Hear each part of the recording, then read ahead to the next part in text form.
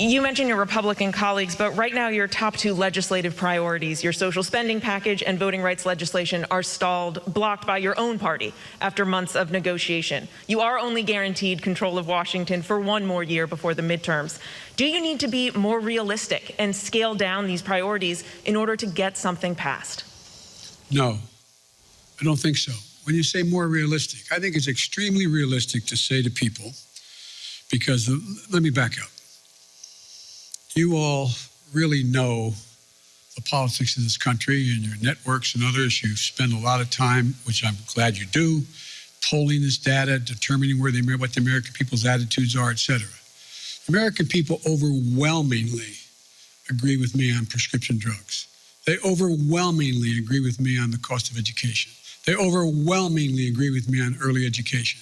They overwhelmingly go on the list on child care. And so we just have to make the case of what we're for and what the other team's not for.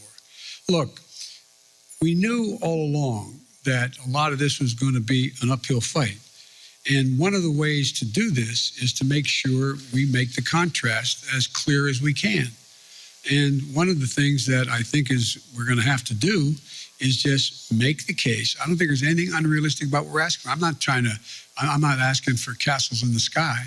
I'm asking for practical things the American people have been asking for a long time, And I think we can get it done. You say, though, that you're not going to scale down any of these priorities, but so far that strategy isn't working. You haven't been able to get some of these big legislative ticket items done. I got two real big ones done, bigger than any president has ever gotten in the first year. But currently, Mr. President, your spending package, voting rights legislation, they're not going anywhere. So that's true. Is there anything that you are confident you can get signed into law before the midterm elections? Yes, I'm confident we can get pieces, big chunks of the Build Back Better law signed into law. And I'm confident that we can take the case to the American people that the people they should be voting for, who are going to oversee whether the elections in fact are legit or not, should not be those who are being put up by the Republicans to determine that they're going to be able to change the outcome of the election.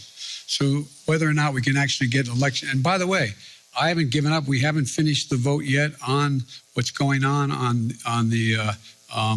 voting rights and the John Lewis bill and others. But so.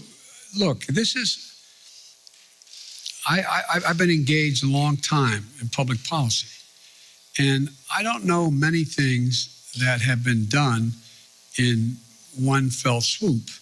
And so I think the most important thing to do is try to inform, not educate, inform the public of what's at stake in stark terms. And let them make judgments and let them know who's for them and who's against them, who's there and who's not there, and make that the case. And that's what I'm going to be spending my time doing in this off-year election.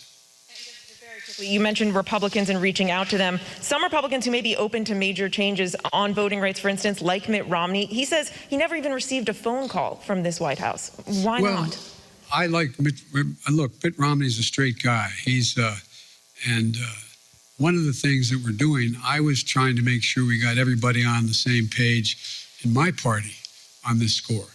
And I didn't call many Republicans at all.